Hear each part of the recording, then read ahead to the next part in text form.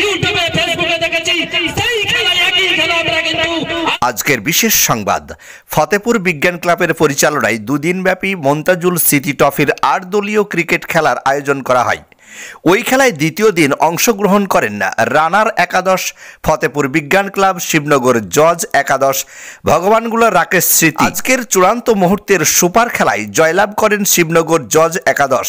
শেষ দিন 4 দলীয় খেলাটি অনুষ্ঠিত হয় ডমকল ব্লকের ভগীরথপুর হাই স্কুল ফুটবল ময়দানে। ক্রিকেট খেলায় প্রধান অতিথি হিসাবে উপস্থিতি ছিলেন বিশিষ্ট সমাজসেবী ডাক্তার আতিকুর রহমান, ভগীরথপুর গ্রামীণ হাসপাতালের চিকিৎসক। এই খেলায় বিশেষ অতিথি হিসাবে উপস্থিতি ছিলেন ভগীরথপুর উচ্চ মাধ্যমিক বিদ্যালয়ের টিআইসি সেলিম রেজা শাহ। এছাড়াও উপস্থিতি ছিলেন দলের কোচ ফিরাজুল ইসলাম, হাজিকুল ইসলাম প্রমুখ। খেলার শেষ বিজয় ট্রফি তুলে দেন ডাক্তার আতিকুর রহমান। আজকের খেলায় দর্শকের ভিড় ছিল চোখে পড়ার মতন। শামীম আক্তারের রিপোর্ট। খেলাটা মানে খুব ভালো লাগছে এবং আমার যে ভাই ছিল তারই স্মৃতির উদ্দেশ্যে খেলাটা ক্লাব করছে। ক্লাবে আমার যখন 8 বছর বয়স, আমি খুব বাচ্চা ছিলাম, তখন থেকে আমি খেলার সঙ্গে যুক্ত। মূলত আমার খেলা ছিল ফুটবল। ফুটবলের পর আমি বিভিন্ন খেলায় অংশগ্রহণ করে থাকি, কিন্তু এখন আমি খেলা ছেড়ে দিয়েছি বিগত কয়েক বছর ধরে। কিন্তু আমার এই 6 নম্বর অঞ্চলে ফতেপুর, শিবনগর, লস্করপুর, ভগীরথপুর এখানে যে সকল ছেলেরা খেলাধুলা করে তারা কিন্তু ঐকান্তিক সহযোগিতা আমার কাছে চাই।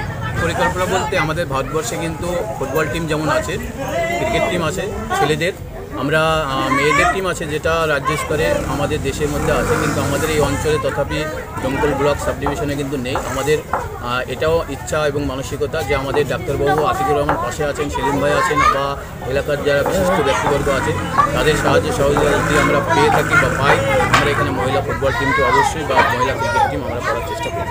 গুড। নাম হচ্ছে ফিরাজুল ইসলাম, আমার বাড়ি এখান থেকে 3 কিলোমিটার দূরে। দারুণ। আপনি কাল থেকে এই খেলা উদ্বোধনীতে আমি এসেছিলাম এবং ছিলাম।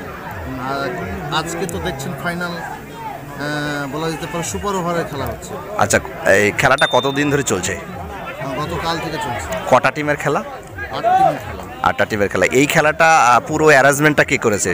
পুরো ধন্যবাদ না দিয়ে পাচ্ছি না। সত্যি কথা বলতে কি, ফতেপুর বিজ্ঞান মঞ্চের যারা ক্লাবের যারা সদস্য আছে তাদেরকে ধন্যবাদ জানাচ্ছি এই কারণে যে একটা গ্রামের ভিতরে এরকম একটা ক্রিকেট খেলা এবং খেলার রাজা ক্রিকেট, এবং এই ক্রিকেট খেলায় যে এত দর্শক, সত্যি কথা বলতে কি এখন এই সময়ে ক্রিকেটের এত দর্শক আমি কোথাও দেখিনি।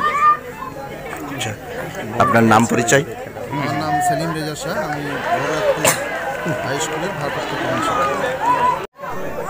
আসলে ফতেপুর বিজ্ঞান মঞ্চ বিজ্ঞান ক্লাব যেটা, ওরা বেশ কয়েক বছর থেকে এই খেলাধুলাটা করছে এবং উদ্যোক্তা ফতেপুর বিজ্ঞান ক্লাব।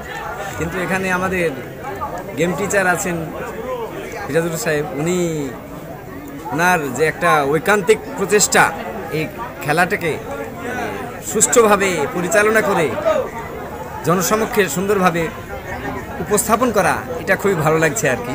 এবং ক্লাবের যে এত মানসিকতা, এত ভালো, এই যে 8 দলীয় টুর্নামেন্ট, একটা টুর্নামেন্ট করতে হলে শুধু পয়সার ব্যাপার না, সেখানে সামাজিকতা, সেখানে ডিফেন্সের অনেক সিস্টেম থাকে, যেখানে প্রতিরক্ষার ব্যাপার থাকে, আত্মরক্ষার ব্যাপার অনেক কিছু থাকে, সেখানে সেইগুলো মেনটেন করা অনেকটা বিজ্ঞান ক্লাবের কৃতিত্ব বলা যাবে। ফিজিক্যাল ফিটনেসের ব্যাপারে এখানে আমরা চাই যে এখানে কালকে বলেছি একটু যে এখানে যে বিজ্ঞান ক্লাব যে আছে, তো এরা বিজ্ঞান ক্লাব এবং স্কুল আছে, এখানে হায়ার সেকেন্ডারি স্কুল আছে, এখান থেকে মাস্টারমশাইকে কালকে বলছিলাম যে এখান থেকে আমাদের ছেলেদেরকে তোলা যাবে, যে এখন থেকে খেলাধুলা করে এদেরকে প্রকৃত খেলোয়াড় হিসাবে তৈরি করা যাবে। তো এই জন্য আমরা যে পাশেই হসপিটাল আছে, এখানে আমি এখানে ডাক্তার, এখানে যতটুকু দরকার তার থেকে আমি আরও বেশি পরিমাণে দেবো তাদেরকে।